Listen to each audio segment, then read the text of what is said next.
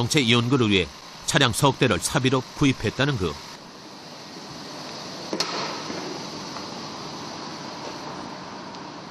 두 대는 이미 해체 분해된 상태고 남은 한 대는 직접 운행. 정비에 필요한 자료를 모으고 있다. 그걸 누가 알아준다고 왜 그런 짓을 하냐라고 타박하는 사람도 있죠, 사실. 근데 재밌잖아요. 일단은 재밌잖아요. 그리고 그런 말을 할 때는 책임을 져야 되기 때문에 내가 확실한 근거를 가지고 또 실험을 해보지 않고는 말하면 안 되는 거죠, 기술자는.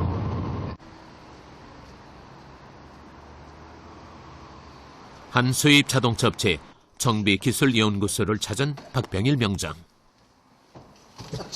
아이고, 잡아요. 이거 자동 변속기인데요. 요새 이게 좀 아주 시스템이 좀 아주 올라와 있는 시스템에서 국내에 없어요. 그래서 제가 이거 좀 하나 빌려다가 공부 좀 하고 갖다 주려고. 왜요? 변속기 말고 지난번에 엔진도 그 2개나 빌려가셔가지고 연구하고 갖다 주시고. 네, 덕분에 뭐. 새로운 것을 배우고 연구하기 위해서라면 발품 파는 것쯤이야 일도 아니라는 그. 우리 이제 진단기 가지고 여기서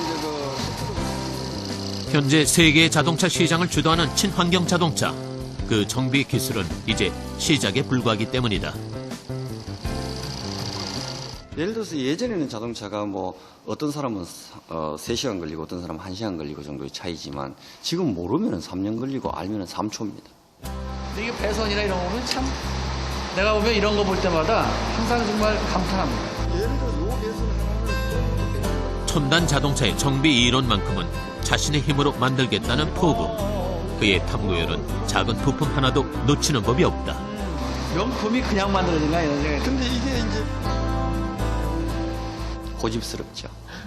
박현일 원장님 상당히 고집스럽죠. 그리고 궁금한 거 있으면 못 참습니다. 밤에 뭐 11시, 12시에도 저한테 어떤 데 전화를 하고 그랬습니다. 그래서 둘이서 토론하다 보면 1시간도 하고 그래요. 박병일 명장의 쉼없는 도전은 어제 오늘 일이 아니다. 천천히 진입하던 택시가 갑자기 방향을 틀면서 급가속을 하더니 경비원을 치고 건물을 들이받습니다. 지난 99년 심각한 사회 문제로 대두됐던 자동차 급발진 사고 피해.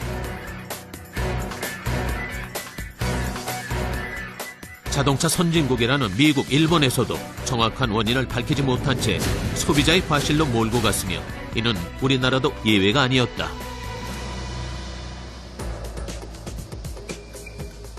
이에 급발진 원인에 대한 연구를 시작하게 된 그.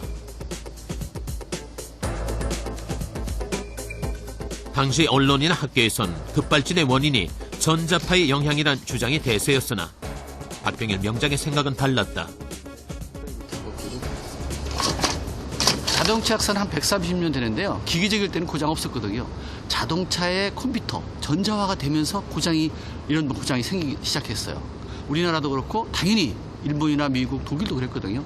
그래서 여러 가지 정황이라든가 또 이런 내용들을 봤을 때 공학적으로 풀 수 없는 그런 어떤 불가항력적인 힘이 발생하는데 그 이유가 바로 컴퓨터라고 저는 생각하고 있는 거죠.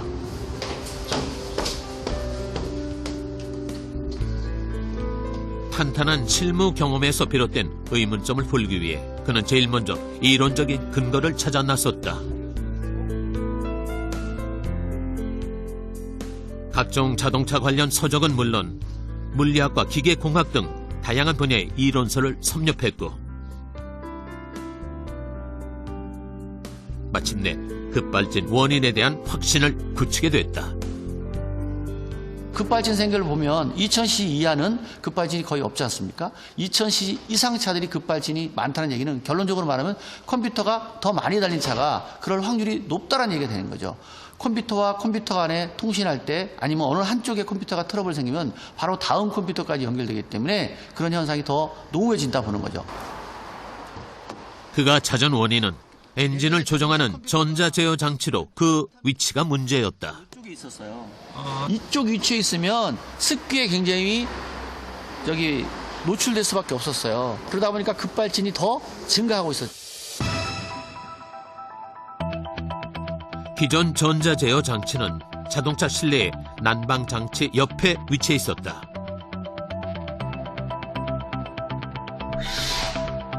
소형 컴퓨터로 온도, 습도, 그리고 진동에 취약한 점을 고려했을 때 적합하지 않음을 판단.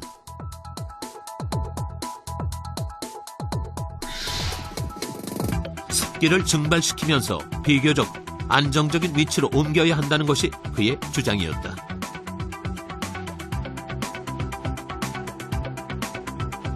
전자 제어 장치의 원인이 있다는 또 다른 근거는 바로 차량의 정지등. 이는 수백 건의 급발진 사고 현장 CCTV를 확인해본 결과였다.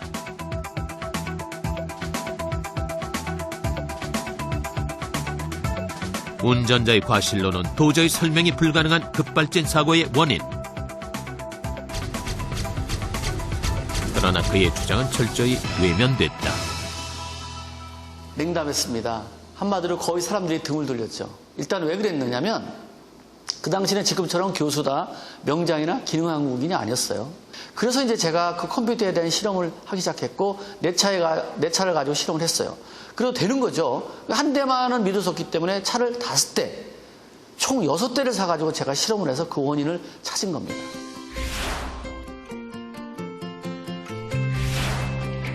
(3개월에) 걸친 실현을 통해 박병일 명장은 마침내 급발진 논란의 종지부를 찍게 됐다.